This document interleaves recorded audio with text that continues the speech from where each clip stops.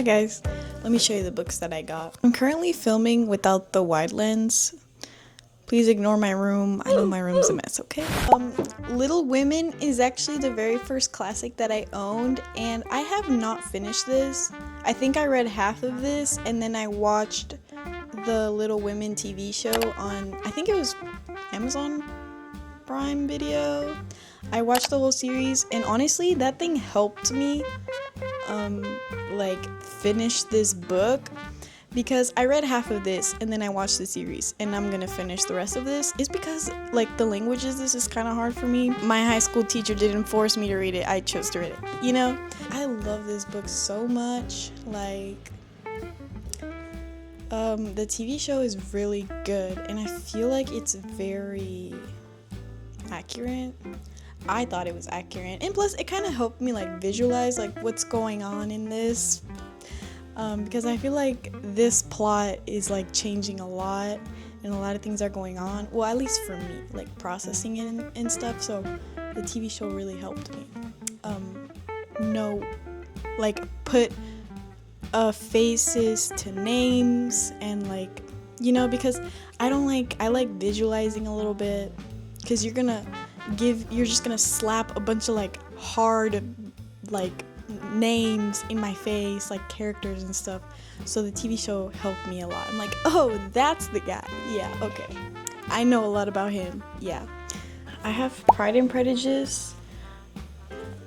This is a book that I've been wanting to like own for a long time. I started reading Pride and Prejudice like a while ago. I guess it's kind of like a hard read because it was like written like so long ago. It was written in like the 1800s. The language is different, but I really want to own it, annotate it, and read it. So yeah, honestly, this picture is not my favorite, but it was like the cheapest one. This is like the cheapest book, because Barnes & Noble does this thing where they literally take books that you can literally find online for free. Like all these books, I can literally find them online for free, but the prices vary by like the cover. Like the prettier the book, the more expensive usually. So yeah, this book was $9. Pride and Prejudice is one of those books where you can literally find it at Barnes & Noble. It's literally the same book, it's just like pretty covers.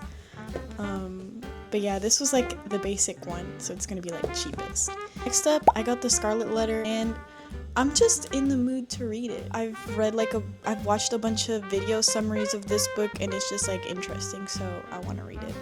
So imagine this size, but the front was like something like this, and it just looked so boring to me. So, and this cover, like, I don't know if that makes sense, but this book was just way prettier, so I splurged and I got this one. It's $7.99, so yeah, it was so cute. I really like that cover, so I was like, oh, I'll just get that one. Next up is the book that I've been craving to read. And I bought Moby Dick by Herman Melville, my bad.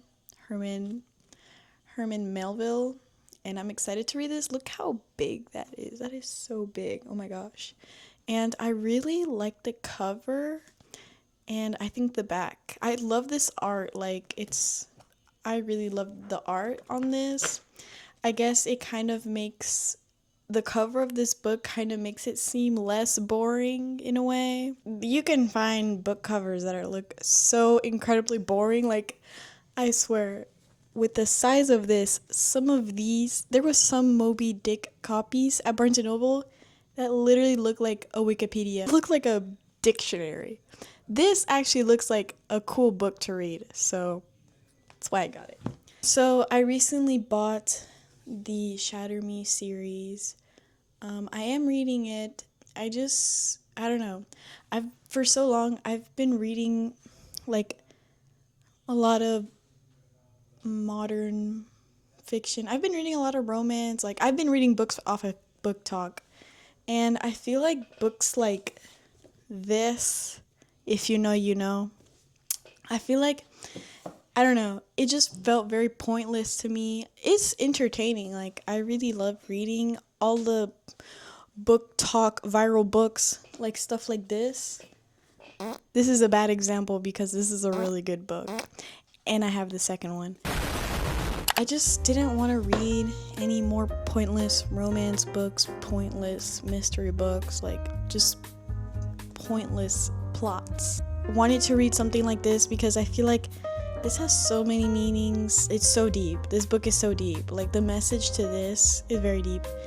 And same thing with like stuff like this. Like, I feel like you can take a lot from these books. They really pour their soul into their craft, if that makes sense. And I feel like you can just take a lot from all these novels.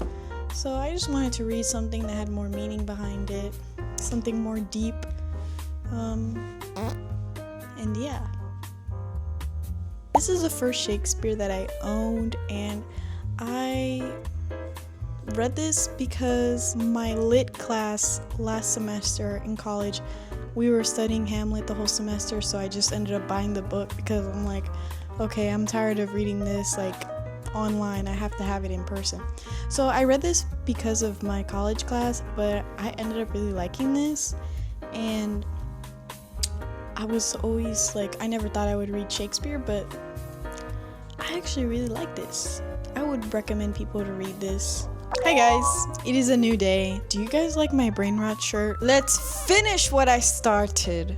So the next book in my collection of my classic novels is The Bell Jar by Sylvia Plath. This book is basically, some people say that it's kind of like a biography of her life through a fictional character. That's just how I describe it. This book is very good. I read half of it, and I highly suggest, if you like Sylvia Plath and you're interested in like her life story a little bit, I would highly suggest reading this.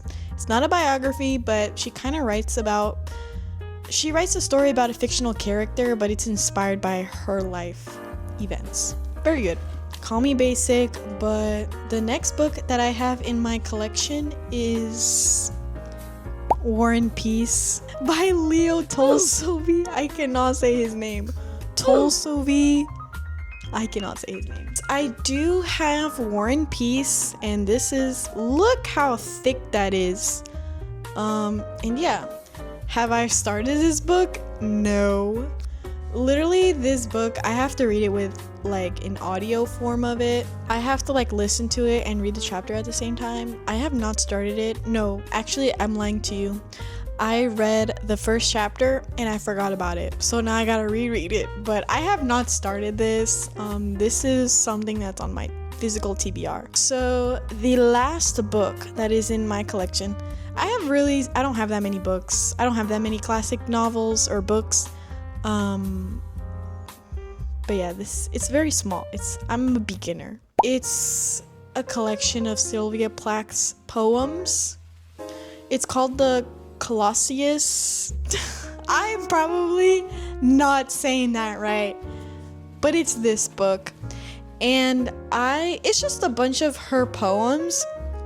And the reason why I got this book is because I was browsing around Barnes & Noble, and I just found this, opened it up, and I just couldn't put it down.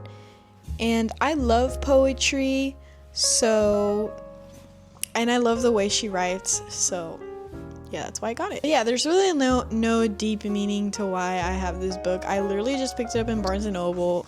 I was like reading it the entire time I was there, and I ended up getting it because I was like, dang, like this is bars. So I ended up getting it. But yeah, that is pretty much. But yeah, that is pretty much all the books, all the classic novels that I have in my collection. And yeah, let me know if you want me to do like a review on any of them. I would say if you want to start reading classic literature but you don't know where to start, I would say start right here. This book is really good.